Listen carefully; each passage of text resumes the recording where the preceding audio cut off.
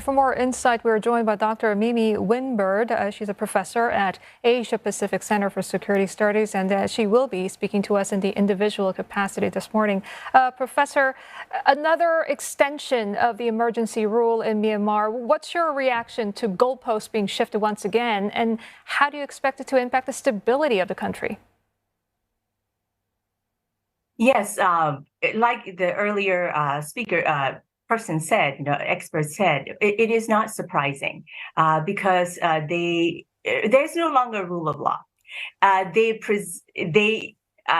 2008 Constitution, they don't even follow it. It is the rule of law is whatever they think that day is. And one of the reasons also that they are not holding election is because they have less than half the country under control. The Revolutionary Forces Coalition control more than half of the country. It's more than just Zagay Magway Chin, but also Kachin, Kaya, and all over. And SACM, the Special Advisory Council, Myanmar, has done a study earlier this year and shown that less than half the country under the military junta's control, and the more than half is under the control of NUG, PDFs, and ethnic revolutionary organization. Yeah, you mentioned the NUG, the National Unity Government, the civilian National Unity Government. They've called this a blatant violation of the army's own constitution, as you referred to it. What will this extension mean for the NUG and the other groups then that are opposed to the military? Yes, not just NUG and the other forces, but the entire country, really. The surveys show that 91% of the people reject the military even after 2 years, and 30% said they will risk it all to remove the military. They refuse to submit to the military rule, and especially the 30 years old and below. That made up more than half of the Myanmar population, and they came to. They grew up during the time the Myanmar was democracy and open. And they absolutely will not submit to the military rule. So, and then on top of that, military has mismanaged. The junta has mismanaged the economy along the way. The latest thing has been that in the midst of rising inflation, it has put out the 20,000 juts bill, and that could drive the economy into hyperinflation. Right. Mm-hmm. And that's just a recent example. But along the way, they have mismanaged, and that further destabilized the country.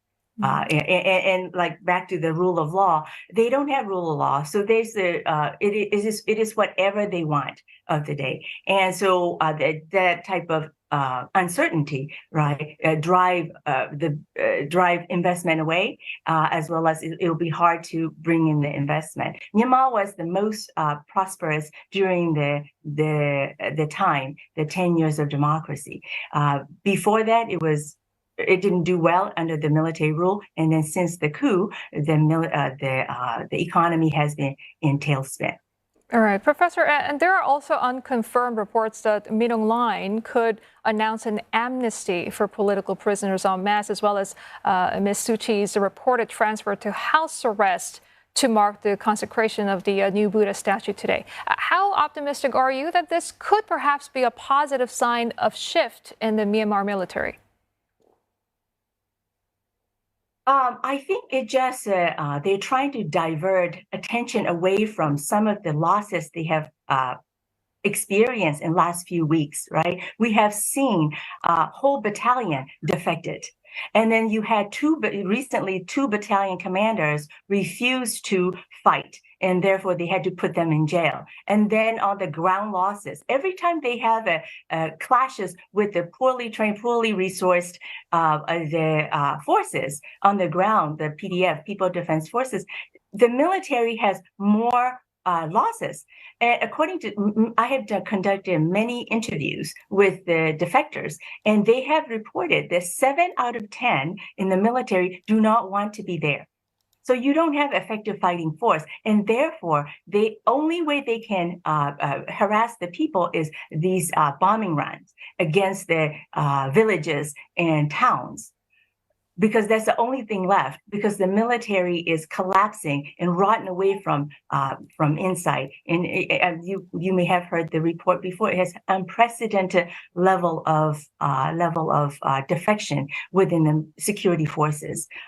So I think that this rumor that they have generated of releasing Aung San Suu Kyi is more of a decoy, to divert attention away from people. And how does this sort of extension of the state of emergency then, how does this decision affect the relationship between Myanmar and other countries, in particular ASEAN, but also larger powers like the US and China? Right. Well, for ASEAN, I think that Myanmar has hurt the ASEAN's credibility, because they have the ASEAN 5-point consensus was agreed upon by Myanmar in front of 9 other ASEAN. And then number one is to cease violence.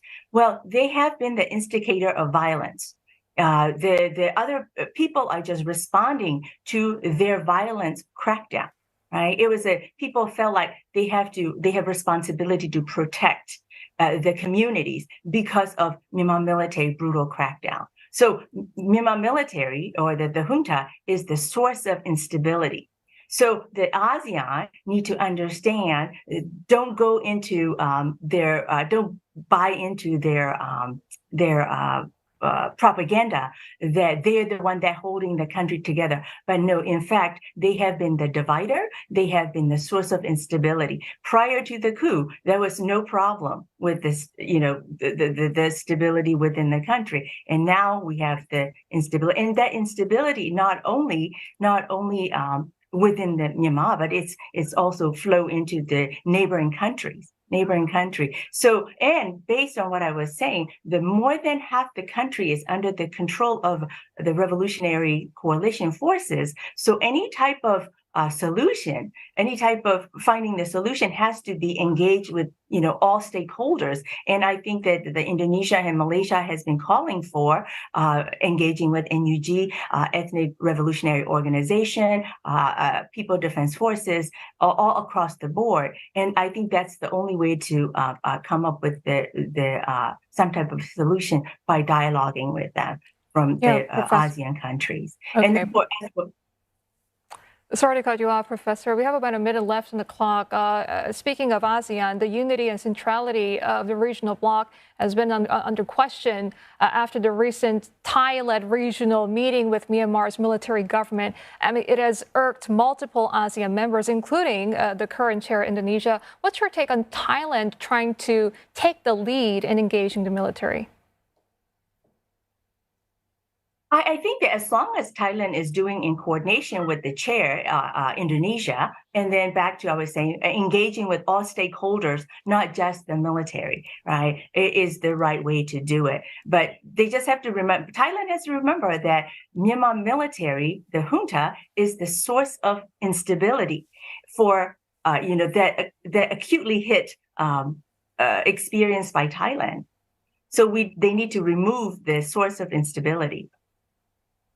All right, Doctor, thank you very much for your insight this morning. We'll have to leave it there. Dr. Miemie Winn Byrd, professor at Asia Pacific Center for Security Studies.